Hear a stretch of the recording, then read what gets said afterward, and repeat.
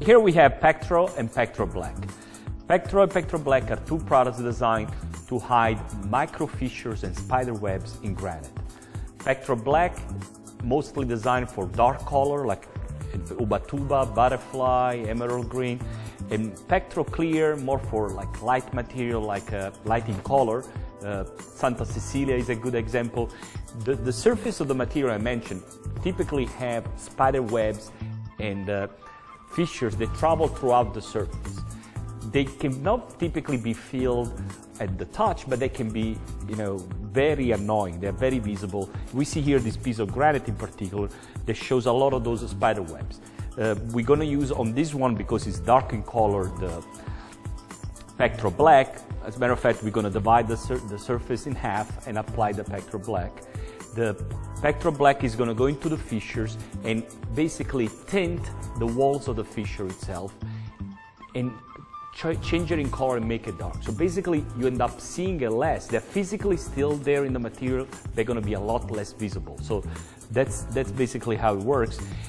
The way I recommend to apply this material is to pour it and spread it. I usually use one of those cards, it's a key card for an hotel room, and basically apply this over, spread it thin, let it evaporate, the solvent evaporates and leaves a film, a dark film on the material.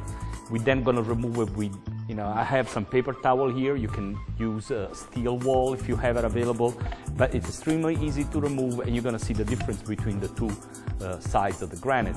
One side being a lot more uniform, less fissures, and the other one, it's what it is. So let's proceed.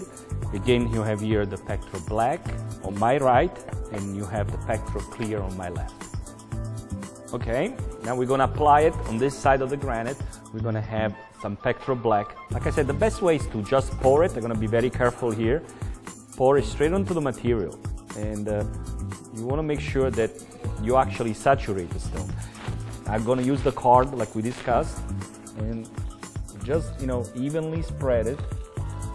The solvent here, it's a very thin solvent. It's going to leave the mixture, and you're going to end up with a sticky surface. The sticky surface is totally normal. You're going to remove all of it later on with either steel wool or paper towel. So we're going to let it sit here for a little while, and you're going to see that when we return, the surface is kind of sticky, but then you see a dramatic difference between this side and this side. So straight up a little bit. Okay.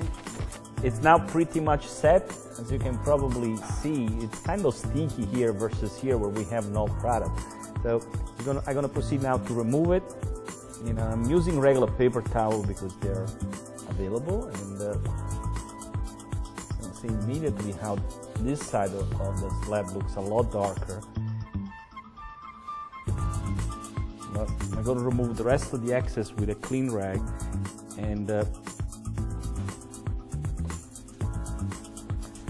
all the fissures and the spider webs are gone. This now looks like a premium quality material. This one looks, marginal, third choice. Another problem is also, if a homeowner is looking at a slab in a yard, it would typically be, more wet than what you have in a house after a few weeks after the installation. So something that looked like this in the yard, it's going to end up looking like this in somebody's house 2 weeks later after all the water has been evaporated. So this just gives you a stone treatment that's permanent here. And